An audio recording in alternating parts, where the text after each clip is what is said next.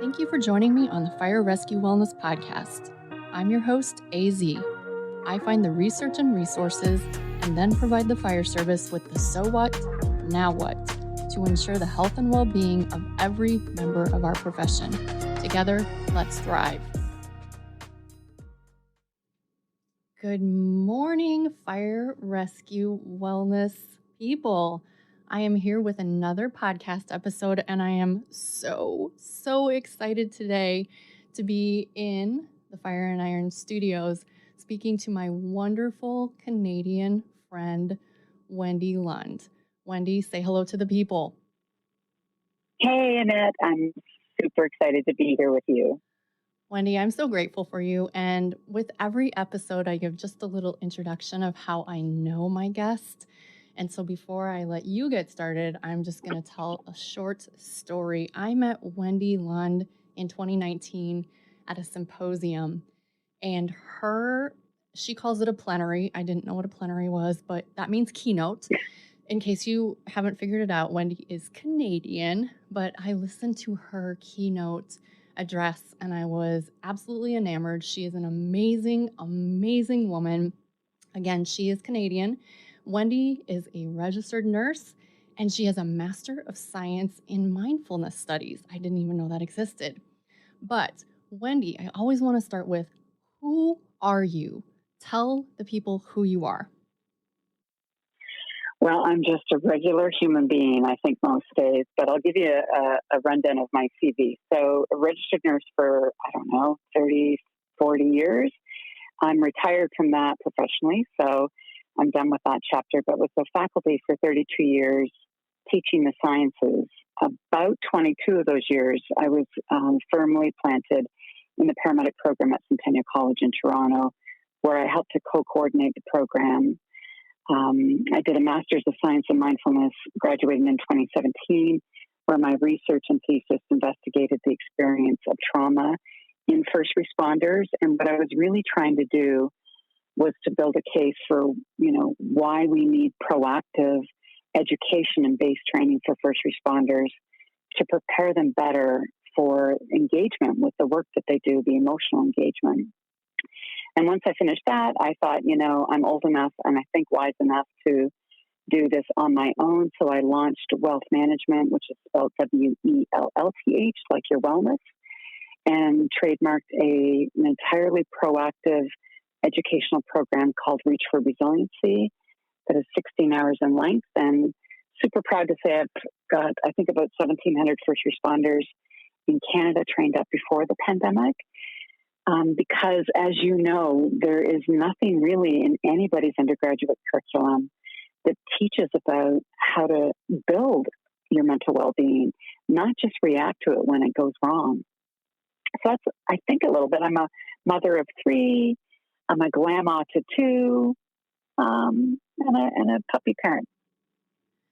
That's amazing, Wendy. And you know what? I'm going to bait you a little bit just for a second because I heard a couple of my favorite Canadian words. But Wendy, what do you say when something happens? It happened yesterday and now it's happening blank today. How do you say that? What is that word? Oh, God. I think it's a game, but I know you get me on that. A game. And a boat? And a boat. Yes, exactly. Just kidding with you, Wendy. All right. I love all of that information. And my next lightning round question is, what sets your soul on fire? Oh my gosh, teaching. So I'm an academic, like to the core in my cells and my genes. I know what I'm here to do, which is to educate people. And I especially know that in the last 10 years about helping people before we get into trouble. So I have a very upstream approach while most of the world is downstream doing the work. It's a tough sell because our entire system is based on reactivity. We make a lot of assumptions about this human experience and that we believe ourselves to be fully equipped and fully resilient with no training and no support. There's lots if you get in trouble, but that's expensive and a very potentially deadly way of looking at life and the experiences we have, especially in the work as a first responder. That's absolutely correct. And one of the things that I like to say is that, you can wait until your car explodes because you haven't done the oil changes or you haven't, done your preventative maintenance. You can wait, but why not just take care of it before there's ever a problem? I love your approach. So, Yeah, number yeah. three Well, question. Oh, I'm sorry, Wendy, go ahead. no, you go. You go. Number three. All right, number three. How are you changing the world?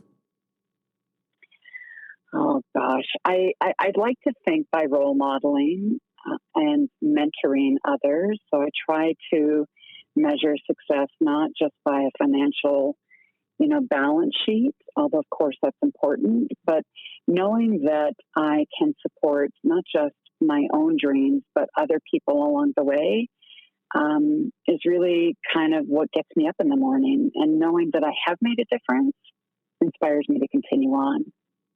Well, and you should know that you have absolutely made a difference. I myself reached out to you, I believe, mid to late spring, and I was struggling.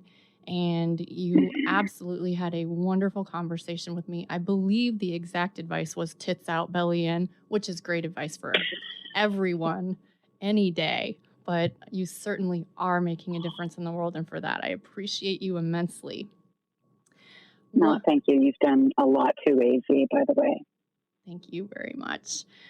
One of the things that I heard you say when I met you in your keynote, it was a quote about managing an airway or managing the airway as a first responder. Can you riff on that for a little bit, Wendy? Can you tell us your whole quote and then tell us what that means? Sure. So during my thesis, which was really challenging for me, I tweeted, back in the day when you could only have 140 characters. And even as I was, putting this tweet together, I had this excitement. I knew it was going to be the only tweet that was worth reading at the time. And it was really a summary of my thesis and now my focus. And it went something like this.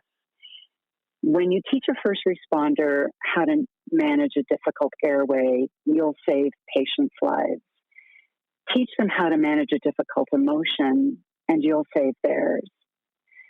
And that is really what my thesis and my focus is about, because as an educator in the paramedic program and the only female and technically non-paramedic, I kept asking, when do we teach these kids, because I'm older, when do we teach them how to engage with trauma safely? Where is it in the curriculum we do that? To which, the classic answers, well, they know what they're getting into, was really the resounding. They're here, therefore they're resilient, and they understand the risk and the sequelae of working with trauma. And I kept saying, is that true, though? How is that possibly true that a 20-year-old walking into college gets what it's like to pick people up off the pavement? And so I got a lot of resistance, 12 years ago about that. And I worked with Dr. Walter DeVeris, who has a PhD paramedicine, and he challenged me. And some days I didn't like him very much for the challenge, but I'm so grateful to him because it really made me sharpen my spear. And he kept saying, bring me the research, show me the research, because I was falling into a mindfulness practice, coping with a divorce on my own. And as an anatomy and physiology teacher, I was like, why is this stuff working so well? And so I got curious. And as I took a dive into the literature, I was astounded, even as a science teacher, of what we knew about mindfulness, but what wasn't in the curriculum. And so I just wanted to really, bring this to the paramedic program because I knew what they were up against and I knew what was missing, which is to fill that gap. And that's what I'm all about. And as a first responder myself, Wendy, I can assure you that in the United States, as well as what you found in Canada, when I started almost 20 years ago, there simply was not any preparation whatsoever. And it's not so much that there was any sort of a stigma for asking for help. I didn't know I needed help. I didn't even Right. understand what was happening to me. And I tell this a lot of times, but I was very lucky because of my health and fitness background. The things that kept me safe and alive, which were focusing on my sleep, focusing on my nutrition and the moving my body in a meaningful way almost every day, those things helped contribute to sort of refilling the buckets that were emptying so quickly. But if I had had any training prior of, hey, this is what's coming, this is what you need to watch out for, it would have been tremendously, tremendously helpful. Mm-hmm. And I try to really address the myths and misperceptions. So anybody listening, you don't know me, you hear the word mindfulness, there's a very good chance you immediately go to hippy dippy, woo woo, sitting on a mat, closing my eyes. I ain't doing that. And what I've really tried to do, and what I think I've done well for the first responder community, is bridge that one perception of mindfulness with the science of it. And that because we're so dichotomous, especially these days where it's all or nothing, right? I'm either a meditator or I just ride off of, good old fashioned curriculum and the way we did it. And there's no in between, but you don't have to ever close your eyes to benefit from mindfulness. So for example, as a first responder, what's the first thing you learn in curriculum is really to do scene survey, right?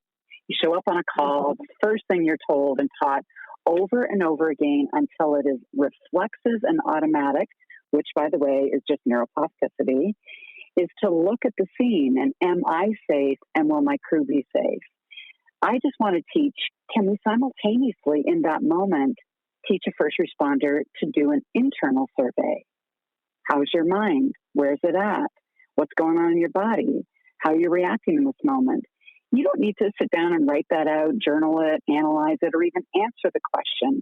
But it's a check-in with the self. And over time, if that becomes habituated, we start to close the gap on experiential avoidance and pushing down our, bodily and emotional experiences on scene so that we are like, oh, whew, wow, that was heavy. Okay, I'm going to do the call, but I need to check in with that later. And so tiny little tweaks, I think, can change the long haul well-being of first responders. So I teach about embedding the science so that people understand how these minds of ours operate and then how to navigate them, not simply avoid it, and you don't have to do your job any different. You can still be you can still be a first responder, but be a skillful one when you show up on scene in a moment of difficulty that you recognize as difficult for you. Not what the service says is one of the 10 top hot calls. Of course, we know the tragic calls, but I'm equally concerned about the calls that don't garner attention of the supervisor. But you as the first responder are showing up and realizing, whew, this one is like, I'm feeling this call. Maybe it's because it's your 4th midnight shift, you haven't seen the family, you haven't had any downtime, your sleep has been terrible, and your resiliency tanks are low. It may be not even the call so much, it's just that you're showing up in a call with much less, stamina, resiliency than you would normally. And so it hits you differently. And if that's the case, what are the tools in your toolbox that you can now employ so that you take care of yourself in that moment or right after the call? Wendy, I remember at one point you and I had a conversation and I said, Wendy, what is mindfulness? And you turned it back at me and you said, what do you think it is? And I've been pondering that for a long time. And the way that I answer it for myself right now is being mindful is being where your feet are. And so being present in the current moment, would you approve of how I take that approach to mindfulness out, or do I still need to nuance that a little bit? I love you said where your feet are, because that speaks to what is called somatic intelligence, which very few of us have. We live in North America, and as first responders on scene in our prefrontal cortex, right? From the neck up, we are running our protocols, our algorithms, our differentials, our tasks. And we don't tap in below the neck. And I don't mean just as a first responder. I mean as, a modern human being in this whirlwind of life. We're just so in our heads, and we've never been taught, what's going on in this body that we're dragging along for the ride. We're dragging into a call. So your definition of feet on the ground makes me smile, because it's like, okay, notice your feet on the ground, because that's actually another thing I talk about that you can do as the first responder. Habituate. On the way into a call and on the way out of a call, can you move your attention in the background to your foot hitting the ground, walking in? That's not magic. That's not hippy-dippy. It's just that we know where attention goes, energy flows. And so if you're focusing towards the feet in your definition, that means I'm paying attention to where my body is in this moment, which means on a difficult call on the way out, if I habituate that, I can come back to this present moment and get out of ruminating of what I just left. Because when we replay stuff, it can really bury a memory and make it strong. So noticing where your feet are, being present to what's in front of you in a non-judgmental way, which doesn't mean you're just, passively letting life go by. There's a quality to the presence that you give something. Are you curious and open and trying to let go of judgment? And if you are having a judgment, like, who's this Wendy? This chick doesn't know what she's talking about. That's the judgment we want to find in our practice on a daily basis that is getting in the way of us finding peace, that's interrupting our capacity to connect with somebody, that's a barrier to us learning something new, because we think we're so expert that we just quickly judge. Now, that's not a personality defect. That's also simply a function of this nervous system of ours. We want to judge quickly from a safety point of view, right? You see something, your brain will automatically for you decide one of three things. I like what I see or hear, I therefore want more of it.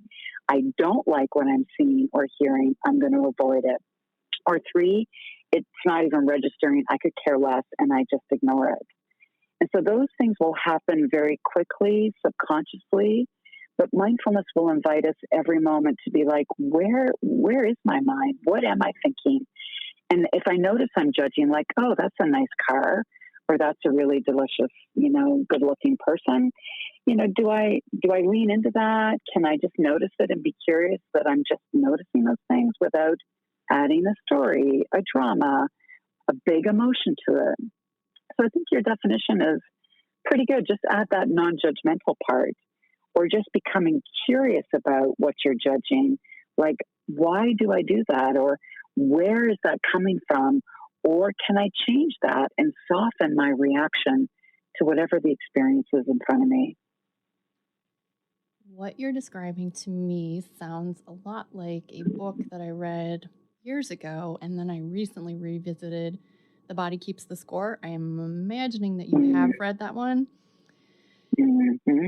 And I wasn't, the first time I read it, I guess I wasn't quite self-aware enough to think, oh, this applies to me. But it speaks to that, both the nervous system sort of being the queen of everything that's going on. Its job is to keep you safe. Its job is not to make sure that you look good or feel good, so to speak, but its job is literally to keep you alive. But also the trauma that we're exposed to from childhood and to our teenagers and to our first responder careers, our body is sort of housing that. And unless we curate those experiences, quote unquote, appropriately, they can accumulate.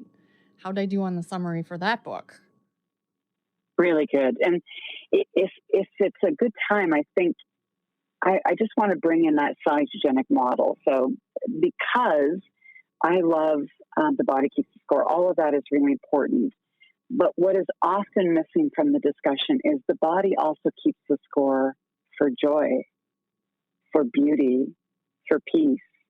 And if we only focus on the shit of life and the difficulties of the job and the trauma, we again will focus our attention. And the last couple of years, I think maybe because of the pandemic, and I still research like crazy, there's part of me that wonders in the first responder community, are we psychologically priming ourselves for difficulty.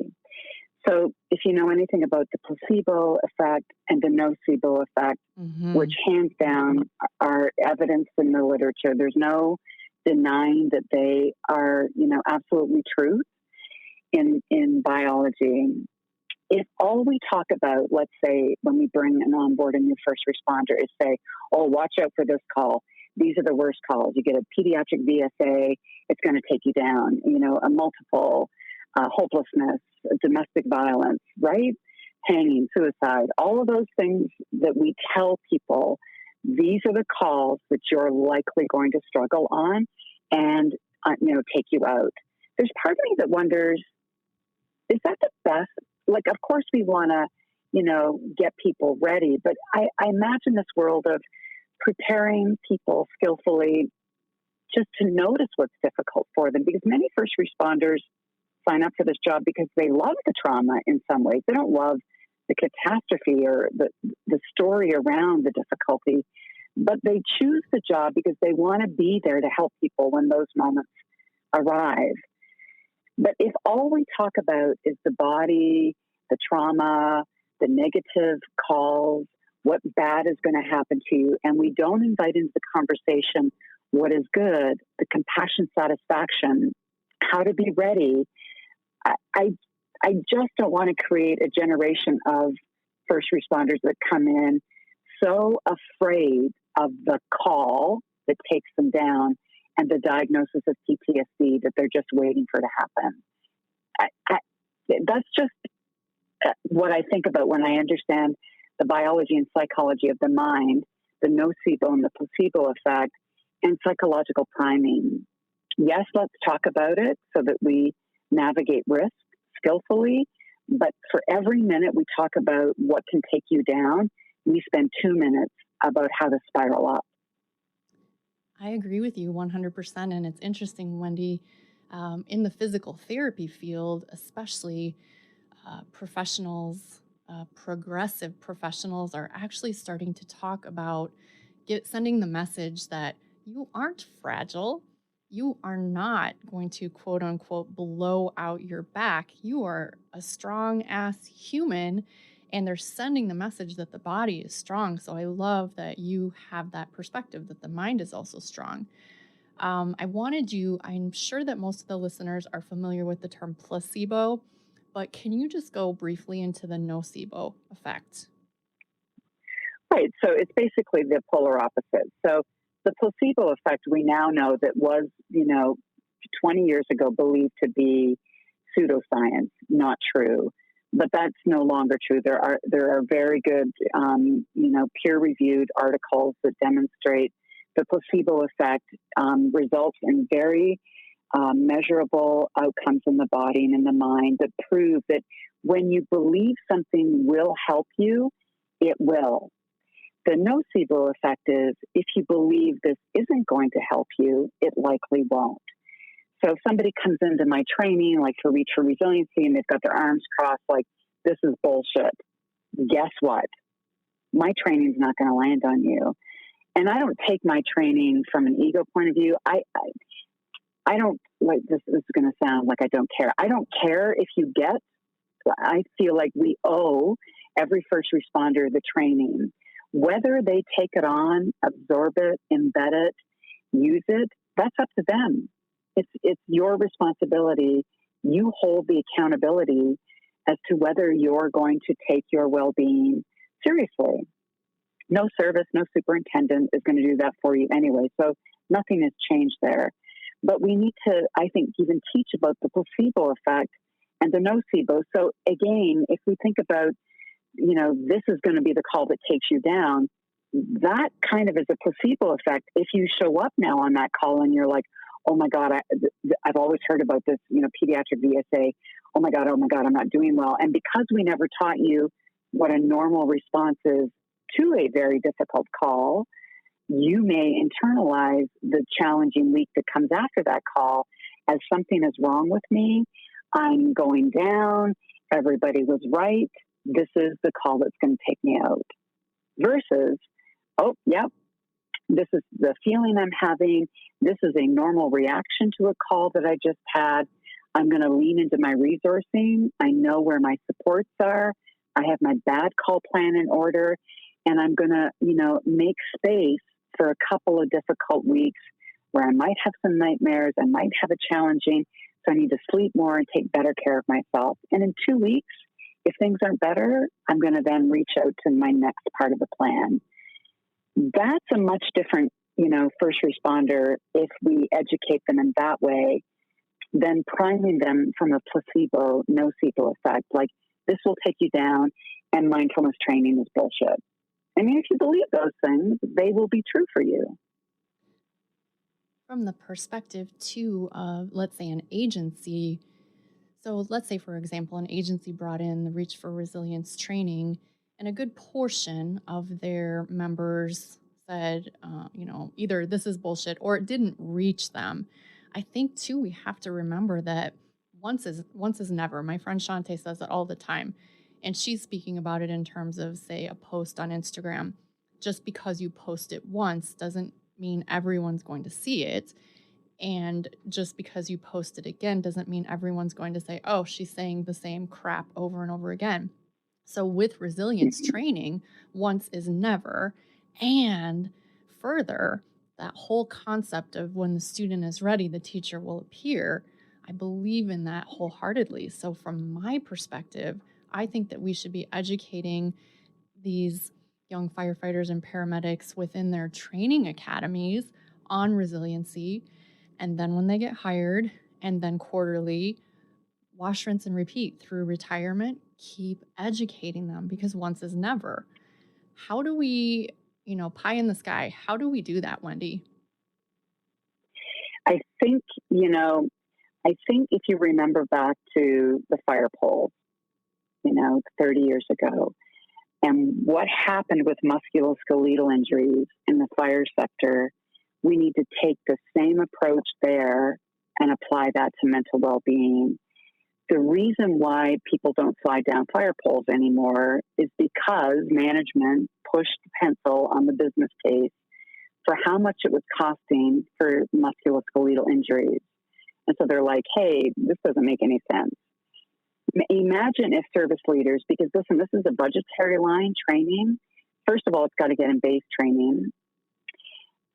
And then we got to move it into the service. But if we look at human capital the same way we do physical capital in the service, like your fire truck breaks down, there's a budget line that we understand that maintenance on a vehicle is going to cost the service this much over every year. And that budget line is solid, right? Mm-hmm. I would offer up anybody to look at the books on a service and find the budgetary line that speaks to maintaining human capital with respect to psychological health and safety.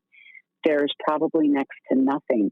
But if you move to the other side of that budget line and look at what it's costing first responder services with people off on up to 2 years with a psychological injury and paying for that and then replacing that worker, what's the cost there? And then, sit back and ask yourself, how do we expect human capital to carry on with absolutely zero training and maintenance?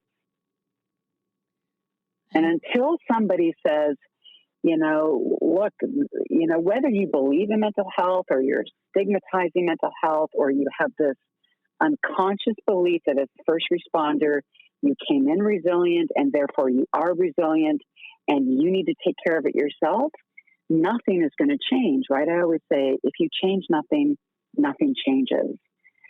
And so that would be my first thing is service leaders need to really look at their budget line. What is it costing them and what's the cost of doing nothing?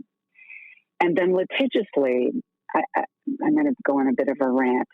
I always get asked, where's the evidence? Where's the evidence that Reach for Resiliency works? To which, because I understand research, I remind leaders, this is an educational program because they're like, how will I know that this is going to fix the PTSD problem? And I say, Reach for Resiliency is a proactive educational program. You're asking the wrong question. It's not designed as therapy, right? You don't ask even the psychologists that are attached to services are never asked that question. Like, where's your evidence that what you're doing is addressing the problem? So in my world, it would be in base training. And then litigiously, the question is, I think, unfortunately, it's going to take somebody to sue either undergraduate programs, or services to say, there is enough evidence now in the last 10 years that proves the work of being a first responder increases your risk for PTSD and death by suicide. So if the evidence is there, the question I have for every service leader and every educator is, why is it not a thing has changed in 10 years? When you ask me, I need evidence to know that what you're doing matters. My question is, despite the evidence being out there that this job increases the risk, what are you doing to mitigate it? And usually the answer is nothing. And so the question is, the evidence often becomes this barrier to not put out a penny. And then with overwhelming amount of evidence, no action is taken. So either we need first responders to really, like peer support teams and unions need to collectively start to ask for more and become politically pressuring something to change. But when we don't do that, as you know, nothing changes, right? No, absolutely not. And this is such a good transition because I had it on my list. I heard you recently on the Fire Inside podcast with Tom Howard talking about peer support, which I am a member of the Illinois Firefighter Peer Support Team, and I think it is a wonderful resource for our police and firefighters in the state of Illinois. But your perspective was really valuable where you said, we have to fund these things. We have to provide resources. And how do we make the peer support program more robust, Wendy? What can we do? I think, unfortunately, it's got to come down to a budget line. So I'm working on a new program called Peer to Peer, and part of it is going to be really showing pathways on how to create political willpower and policy change at the HR level. Here's the thing about peer support. Of course, it works, zero question. But if we allow every peer support team I know of, and anybody out there who's got it different, I'd love to talk to you. But generally speaking, peer support teams are voluntary. They're run off the backs of first responders with amazing hearts, with no support, who year after year have to beg, borrow, and steal for the smallest amount of money, not even knowing if the next year it's going to come. And if the money doesn't come, they do it anyway. And the problem with that is fundamentally, it unconsciously says your psychological well-being and safety in this organization is voluntary and should cost us nothing. Mm-hmm. Yet it's the single biggest thing that is taking out first responders. And therefore we enable the problem as peer support members and teams if we don't ask for a budget line. So I think peer support teams need representation. They need to figure out, who sits at the budget table, how budgets are done in their service, get on those committees and look at sustainability planning. Because I often see peer supporters who come and then they go, and then they wait till somebody new comes in who's passionate and takes over the reins, and they do it for 5 or 7 or 8 years, and then they leave, and then we start all over again. And that is not the way to manage the biggest crisis we have for first responders, which is a mental health crisis of burnout, compassion fatigue, vicarious trauma, and whatever this pandemic has done to them, which we still don't know. And it's so easy because we have an entire population with servant hearts. And so we all want to help. And it ends up exactly like you're saying. We run through the same people for 5 or 7 years. They get burned out and we just go back to the well of servant hearts. And so I think your ideas are outstanding. Well, Wendy, before we start sort of wrapping into some of the wonderful programs that you offer, I have one more question. And that is for, let's say, this is for a smaller department, perhaps in a state that doesn't have a peer support system. There's just no resources. And they're listening today and they're saying, yes, I totally believe in this mindfulness. I believe in this resiliency. What are some small steps you would give to that, some actionable steps that you would give to that first responder to start taking better care of themselves? Well, okay, my ego says, go to my website. I have it, as you know, and you're in that course. It's not a course per se, but there's 25 hours of free content and recorded conversations that I opened up when the pandemic started for first responders and loved ones. It'll give you a start and recommendations and books and techniques. It'll open the door for you.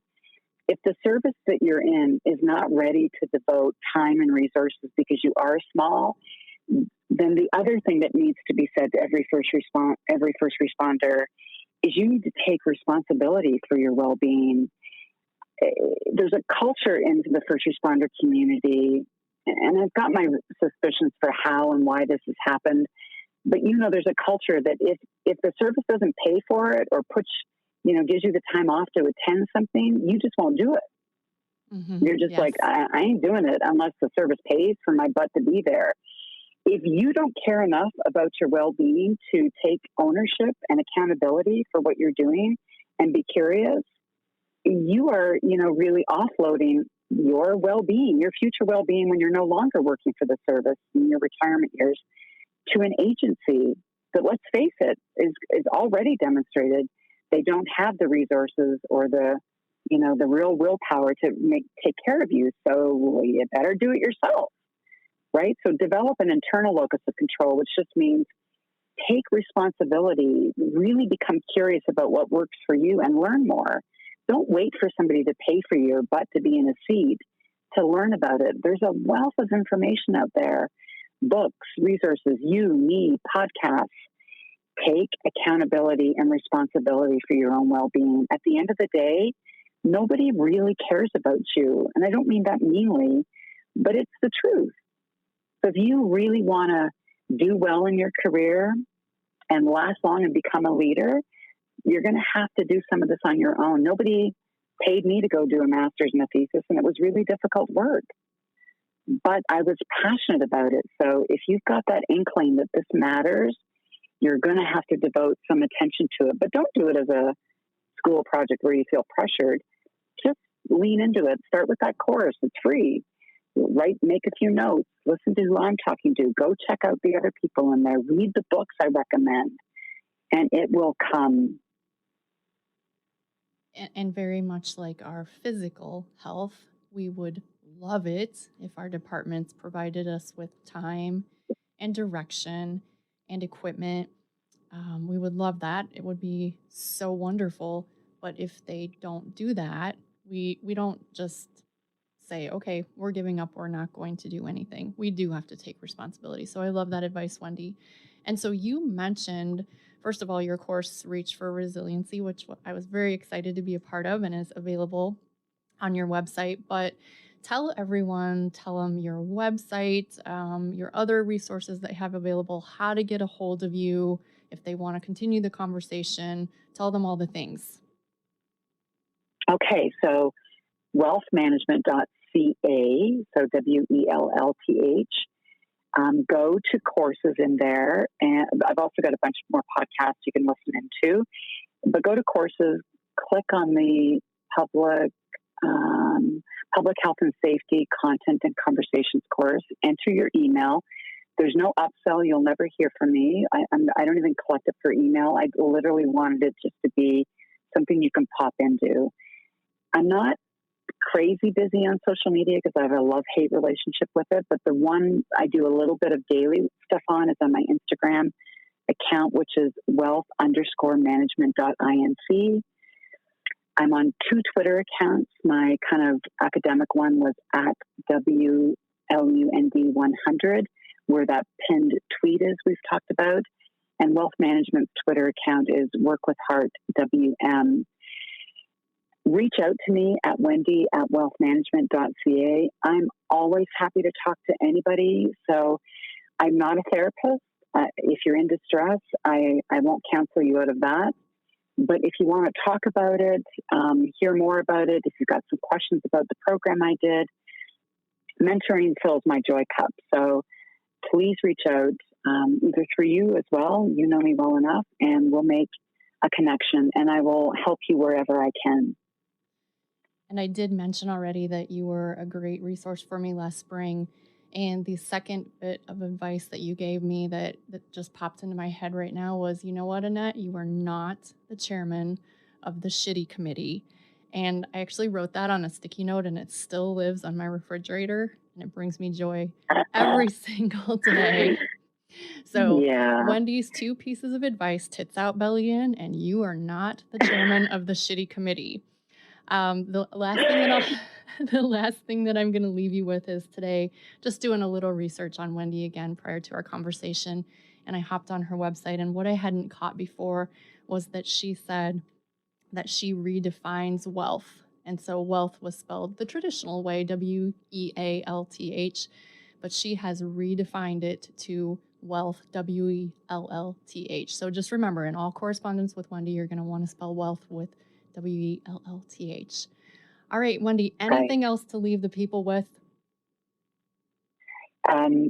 Listen, I've been through, we talked about my CV, but the truth is I have a significant trauma CV. I don't talk much about the personal hiccups because what I know to be true is we all suffer. And this pandemic is, one of the best teachers to remind us that there are difficult times in life and they can last for long periods of time. But what I know about the human spirit is that it is underlying, always strong, and there is a light that shines. But sometimes we get into the mud work where it's dark and heavy, and that doesn't mean that you're not in the right spot, and it doesn't mean you'll always be there. Trust in permanence, reach out to somebody, and find out what you can learn when you lean into connection. And remember, people actually benefit. We live longer when we help other people. So you're, trying to be stoic and suck it up and do this on your own is actually denying somebody else the opportunity to support you and be compassionate, which makes them live longer. So just remember that. It's a win-win situation when we support others and when you put up your hand and say, hey, I got the shitty committee really loud in my head. Like, can we have a chat about it? Hey, sure. This is part of the human experience. It's part of what our brain will naturally do when untrained. It's like a puppy dog. It'll run around like a toddler and do whatever it wants. You got to train it for what you want it to do and where you want those thoughts to be. It's not easy, but it's possible. And worth it. Wendy, And worth it. I love you to the moon and back. You're one of my favorite people. I appreciate your time immensely. And for now, AZ and Wendy are out. Thank you, AZ. Thank you, Wendy. I love you so much, and you drive safely, okay? Will do. Thanks for having me on. Of course, and I'll send you an email. It'll be a few more weeks before you're posted, but I will pump you up big, my friend. I love you. No problem. Thank you. Okay, bye. Okay, bye.